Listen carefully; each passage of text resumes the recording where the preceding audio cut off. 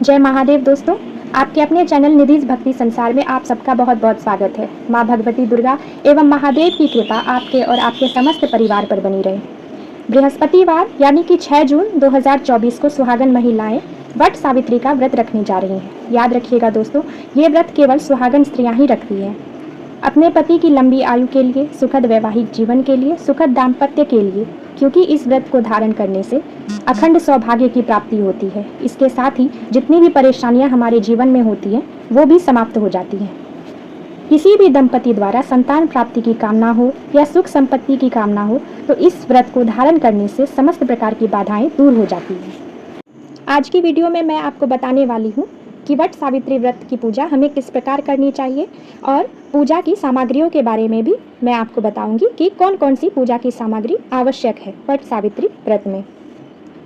और वट सावित्री से जुड़े हुए जो भी आपके प्रश्न होंगे उन सभी प्रश्नों के उत्तर आपको इस वीडियो में बने रहने से मिल जाएंगे। तो वीडियो को अंत तक ज़रूर देखिएगा और अगर वीडियो अच्छी लगे तो लाइक, शेयर, सब्सक्राइब भी ज़रूर कीजिएगा। और हाँ, कमेंट करना ना भूलिएगा, क्योंकि आपके कमेंट, लाइक मेरे लिए बहुत ज़्यादा महत्वपूर्ण है। यही एकमात्र ज़रिया है दोस्तों जिससे मुझे पता चलता है कि आपको मेरी वीडियो अच्छी लगती है या नहीं। बात करते हैं पूजा की विधि के बारे में, लेकिन उससे पहले जानते हैं कि वट सावित्री व्रत के लिए आपकी पूजा की सामग्री क्या क्या होनी चाहिए। देखिए, सबसे पहले तो बरगद का वृक्ष होना चाहिए ही चाहिए। अगर आपके घर के आसपास बरगद का वृक्ष है तो आप वहां जाकर पूजा कर लीजिए, और अगर ऐसा नहीं है तो आप अपने घर में बरगद की एक छोटी सी टहनी लगा लीजिए गमले में, या फिर बरगद का एक छोटा सा पौधा लगा लीजिए। और फिर पूजा के अगले दिन आप इसे किसी साफ जगह पर या फिर बहती हुई नदी में या फिर मिट्टी के नीचे इसे दबा सकते हैं या फिर विसर्जित कर सकते हैं। लेकिन पूजा के लिए सबसे आवश्यक है बरगद का वृक्ष या फिर बरगद की टहनी या फिर बरगद का छोटा सा एक पौधा होना। इसके अलावा बरगद का कुछ फल चाहिए जिसे खाकर आप अपना व्रत खोल सकते हैं। इस व्रत में सावित्री और सत्यवान की पूजा की जाती है, तो सावित्री और सत्यवान की एक मूर्ति चाहिए, तस्वीर चाहिए, और एक दिन पहले काले चने भिगोकर रख दीजिए, क्योंकि ये काले चने प्रयोग किए जाते हैं पूजा में। मौली चाहिए जो हाथ में बांधा जाता है, जिसे हम कच्चा धागा भी कहते हैं या फिर जिसे हम कलेवा भी कहते हैं। इसके अलावा हमें सफ़ेद कच्चा सूत भी चाहिए बरगद की परिक्रमा करने के लिए। अगर परिक्रमा करने के लिए आपके पास सफ़ेद कच्चा सूत उपलब्ध नहीं है तो आप मौली का भी प्रयोग कर सकते हैं। बांस का पंखा चाहिए, मिल जाए तो बहुत अच्छी बात है। वैसे अगर ना मिले तो आप पिछले वर्ष प्रयोग किए गए पंखे का भी इस्तेमाल कर सकते हैं, या फिर कागज़ का भी पंखा बना सकते हैं। मतलब यह कि जो भी आपके पास उपलब्ध हो आप उसी का प्रयोग करें। हाँ, एक और बात, आपको एक छोटा सा कपड़ा चाहिए लाल या पीले रंग का बरगद के वृक्ष की जड़ में चढ़ाने के लिए। कपड़ा कितना चाहिए तो देखिए, कपड़ा आप 1.25 मीटर भी ले सकते हैं, या फिर एक तौलिया भी चढ़ा सकते हैं, साड़ी चढ़ा सकते हैं। देवताओं को चढ़ाने की चुन्नी भी मिलती है, आप उसका भी प्रयोग कर सकते हैं, या आप लाल या पीले रंग का एक छोटा सा रुमाल भी चढ़ा सकते हैं। इसके अलावा आपको लाल या पीले रंग का फूल चाहिए, मिठाई चाहिए, बताशे चाहिए, फल ले सकते हैं, जो भी सीजनल फ्रूट्स उपलब्ध हो, धूप, दीप, अगरबत्ती, मिट्टी का दिया, सिंदूर चाहिए, अक्षत चाहिए, रोली चाहिए। इसके अलावा पान का पत्ता, सुपारी, नारियल चाहिए, श्रृंगार की सामग्री चाहिए, जल का एक कलश चाहिए, आम का पल्लव जिसमें रखा हुआ हो, और पूजा की थाली में आपको ये सभी सामग्री एकत्र करके रख देना है।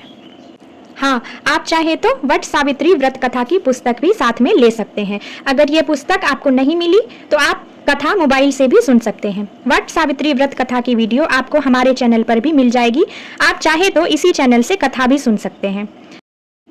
अब ये तो कुछ चीज़ें ऐसी हैं जो मुख्य सामग्री है, और इसके साथ आपको चाहिए एक जल से भरा पात्र, जिससे हम बरगद के पेड़ की जड़ में जल अर्पित करेंगे। इस पात्र के रूप में आप भगवान को जल चढ़ाने वाले लोटे का प्रयोग कर सकते हैं। यह पीतल का हो सकता है, कांसे का हो सकता है, तांबे या फिर स्टील का भी हो सकता है।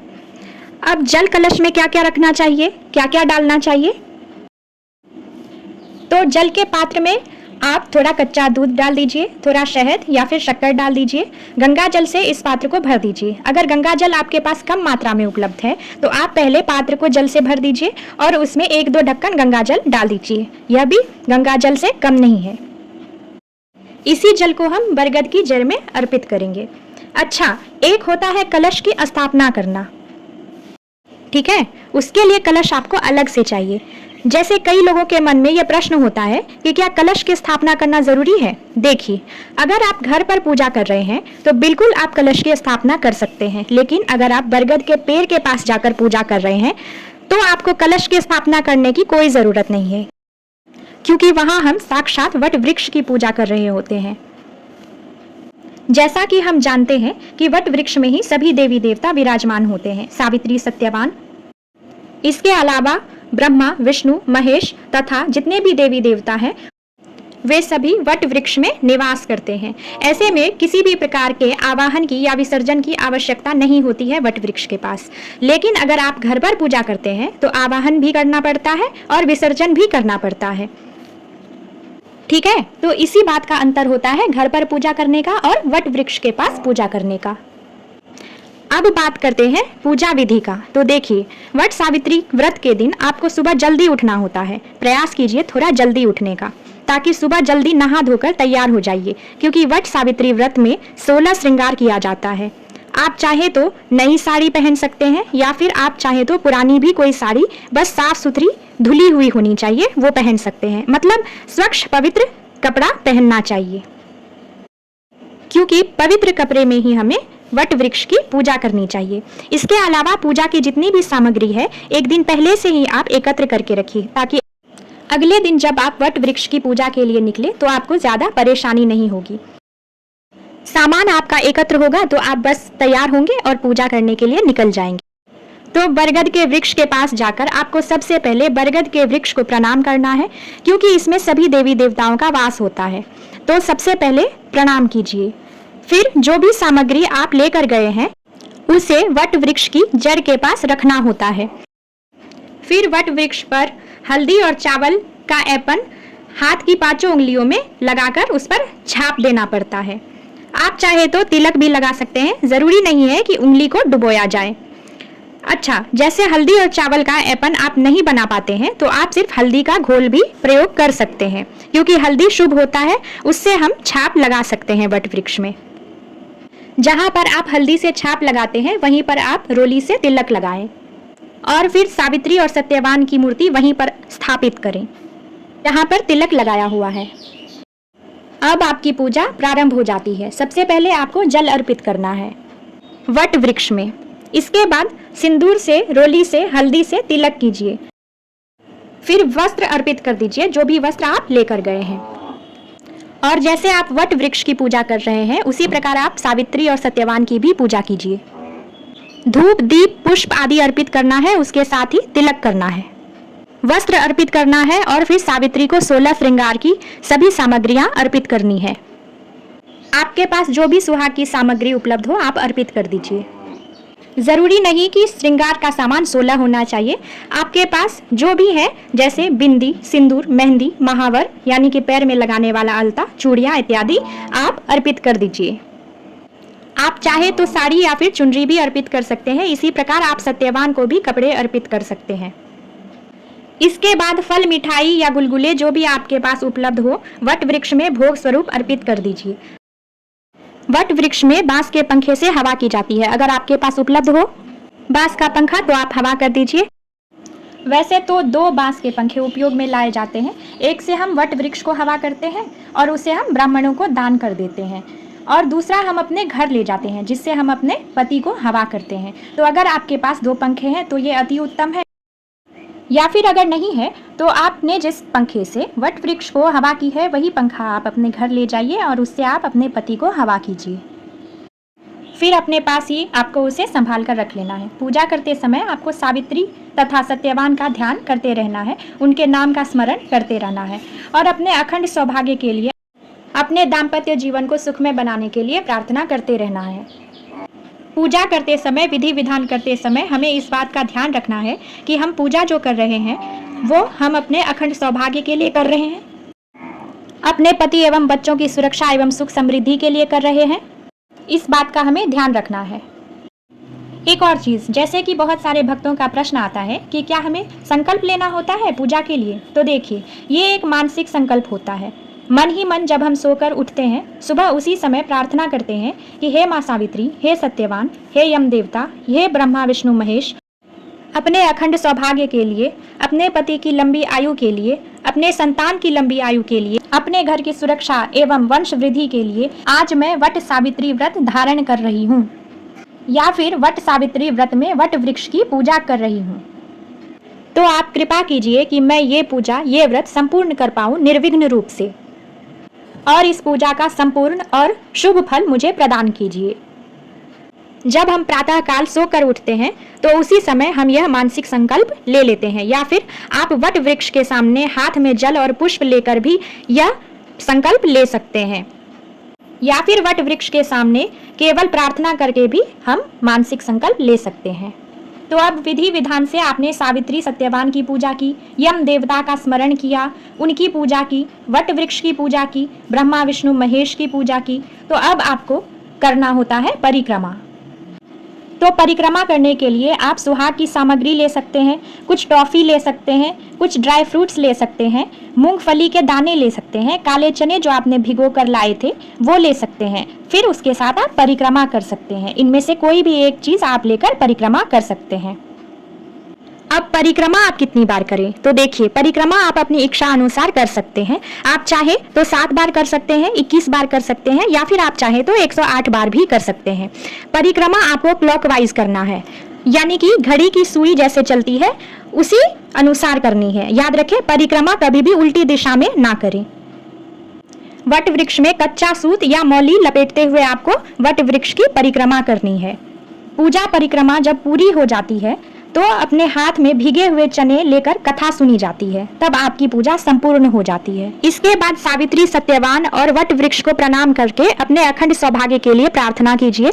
अपने पति और बच्चों की लंबी आयु एवं परिवार की सुख समृद्धि तथा वंश वृद्धि की प्रार्थना कीजिए। आसपास जो भी बड़े बुजुर्ग हो उनके चरण स्पर्श करके उनका आशीर्वाद लीजिए। महिलाएं एक दूसरे को सिंदूर लगाती हैं, आप सिंदूर जरूर लगाइए। पहले सावित्री को लगा दीजिए, उसके बाद एक दूसरे को लगा दीजिए। अगर आप अकेली पूजा कर रही हैं तो पहले सावित्री को सिंदूर लगाइए और फिर अपनी मांग में उसी उंगली से सिंदूर लगा लीजिए। अच्छा, एक और बात का ध्यान रखें, अगर आप सिंदूरा लेकर पूजा करने गए हैं तो कभी भी अपने सिंदूरे में से दूसरी महिला को सिंदूर ना लगाएं, क्योंकि शादी वाले सिंदूरे से किसी और महिला को कभी भी सिंदूर नहीं लगाया जाता है, वो सिर्फ स्वयं के उपयोग के लिए होता है। इस बात का ध्यान जरूर रखें। अगर आप अलग से सिंदूर की डिब्बी या फिर पैकेट वाला सिंदूर लेकर गए हैं तो आप वही दूसरी महिलाओं को लगाएं। अब सबसे जरूरी होता है वट सावित्री व्रत में दान देना। जो भी आप सामग्री चढ़ाते हैं, वो फल हो, मिठाई हो या सुहाग की सामग्री हो, आप उसे दान कर दीजिए या फिर वितरित कर दीजिए। बरगद के पेड़ की जड़ में आपने जो भी चीजें अर्पित की है उनमें से कुछ सामग्री दान करना आवश्यक होती है, जैसे वस्त्र, फल, मिठाइयाँ इत्यादि। जैसे कि सुहाग की चीजें आप किसी सुहागन महिला को दान कर दीजिए। आप इसे अपने घर की महिलाओं में भी दान कर सकते हैं। याद रखिएगा, जिस चीज़ को लेकर आपने परिक्रमा की थी हाथ में, उन चीज़ों का उपयोग स्वयं ना करें। फल, मिठाई आदि बच्चों में वितरित कर दें। एक और चीज़, जब आप परिक्रमा कर रहे होते हैं तो पहला 7 फेरा जो होता है, 7 परिक्रमा जो आप लेते हैं, वो आप कच्चे सूत के साथ ही करें। उसके बाद वाली परिक्रमा आप किसी चीज़ को हाथ में लेकर करें, और धागे को बांधना नहीं है, बस आप वृक्ष में लपेटकर धागे को छोड़ दीजिए। जितना भी धागा बचा है उसे तोड़ना बिल्कुल नहीं है, आप वही वट वृक्ष में उसे छोड़ दीजिए फंसाकर। धागा बिल्कुल नहीं बांधना है और ना ही धागे को तोड़ना है। पूजा करने के बाद जब आप घर आते हैं तो आपको अपने पति के चरण को धोना है, और फिर उसी बांस के पंखे से आपको पति को हवा करना है, और फिर अपने घर में जितने भी बड़े बुजुर्ग हैं उनके पैर छूकर और अपने पति के पैर छूकर आशीर्वाद लेना होता है। और फिर भोग में चढ़ाए गए जितने भी फल हैं और प्रसाद हैं उन्हें सब में बांटना है, जो भी आपने वट वृक्ष में चढ़ाया था। इस प्रकार आपका व्रत पूरा हो जाता है। अब बहुत सारे भक्तों का यह प्रश्न आता है कि क्या हम इस जल को निर्जल ही रख सकते हैं? तो देखिए, जब तक पूजा नहीं होती तब तक तो हम निर्जल ही रहते हैं, पर अगर आपका कोई छोटा बच्चा है या फिर आप बीमार रहते हैं तो आप पानी पी सकते हैं। आप नहाने से पहले दवाई ले सकते हैं अगर आप बीमार हैं, लेकिन नहाने के बाद जब तक आप पूजा ना कर ले तब तक पानी ना पिए। हाँ, परिस्थिति अगर बहुत खराब है तब आप पी सकते हैं। स्नान करने के बाद ही पूजा की विधि प्रारंभ होती है। पूजा करने के बाद कई स्थानों पर सात्विक भोजन लिया जाता है, जबकि कई स्थानों पर शाम के समय मीठा भोजन किया जाता है, या फिर पूजा करने के बाद जल फल इत्यादि ले लेते हैं और शाम के समय भोजन कर लेते हैं। जैसा भी आपके परिवार की परंपरा है, आप उसी अनुसार इस व्रत को कीजिए। इसमें किसी की देखा देखी नहीं की जाती है। हमारे घर में जो नियम पालन किया गया है वर्षों से, हम उसी अनुसार यह व्रत करते हैं। तो दोस्तों, आज के इस वीडियो में वट सावित्री व्रत की पूजा विधि और व्रत के नियम मैंने आपसे शेयर किया। उम्मीद है आपको ये वीडियो पसंद आई होगी। वीडियो अच्छी लगे तो लाइक, कमेंट, सब्सक्राइब और शेयर जरूर करें।